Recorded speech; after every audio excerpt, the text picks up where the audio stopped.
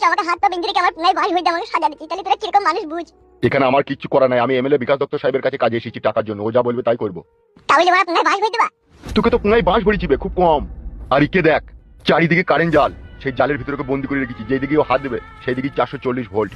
একবার ওই তার কাটার বেড়ায় হাত দিলি ওর ভিতরকার লাড়ি শুধু পুড়ে যাবে, না বসতে পারবি, না শুইতে পারবি, না ঘুমোতে পারবি, না লড়তে পারবি।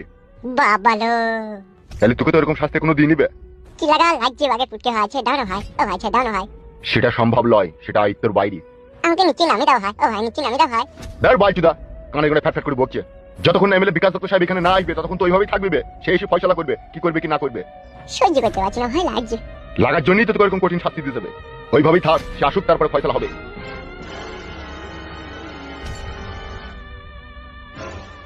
তুমি তো বড় এমএলএ সাহেবের লোক, তুমি কি অন্যায় করেছিলে তাই তোমাকে এরকম সাজা দিচ্ছে? এক মাংমারানি মাগের ফাঁদে পড়ে গেলাম ভাই, তার জন্য আজ আমার এই অবস্থা। মানে কার ফাঁদে পড়ে গেলে তুমি? মেয়েটাকে বড় চিনিও না, আজ অব্দি দেখতেও পেছি না। মেয়েটার নাম ছিল মাঙ্গিনা বেগম।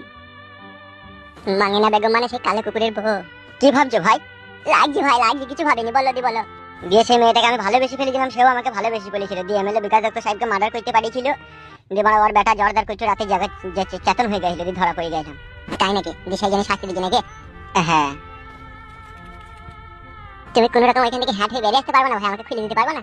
বাবারে, আমি এখান থেকে লইলি টাচ হইলি পট খাওয়াটা হয়ে ফেটে যাবো। সেইটাই তো দেখছি মানে, তাইলে কি হবে? আমি করে যতক্ষণ না এরো না আসবে ততক্ষণ কিছু করার নাই।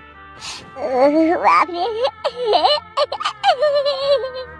কি শাস্তি রে বাপরে, বাপের জীবনে এরকম শাস্তি দেখতে দি রে। চুপ করো, কেন্দ্রে লাভ হবে না, চুপ করো। সহ্য করতে পারছি না ভাই, ওই প্যান্টটাই আটকে যাবে। প্যান্টটা যদি কোনো রকম ফুট করে ফেটে যায় তাহলে পোস্ট করে ঢুকে যাবে ভাই। দেখতে তো পেতেই আমি। আমি মনে মনে ভাবলাম এমএলএ বিকাশ দত্ত সাহেব আমাকে গুলি করলো, তার রাগ মিটে গেল।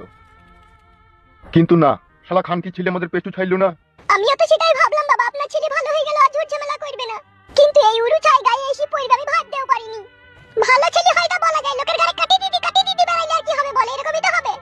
ওই রকম কথা বলিস না মা, সে কিছুদিন আগে অনেক ভালো হয়ে গিয়েছিল, আমাকে অনেক ভালোবেসেছিল। হ্যালো, এখন কি করবি বল, এখন আর কিছু করার আছে? তুমি যাও নারকেল বেগম এমএলএ বিকাশ দত্ত সাহেবের কাছে।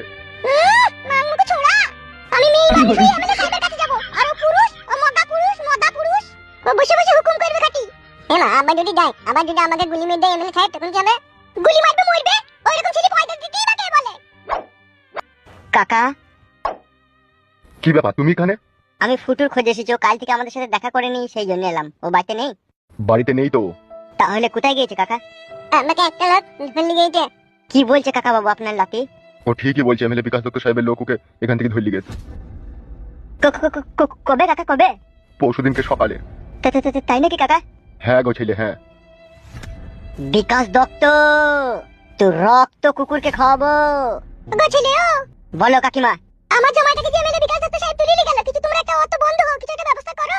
ও ভাই কালো কুকুর ভাই, আমার ছেলেটাই 2 দিন থেকে রাতে ভাত খেছে না, কাঁদছে ওর বাপের লেগে। ওর বাপকে যেমন করে ছাড়িয়ে আনার ব্যবস্থা করে দাও ভাই তোমরা।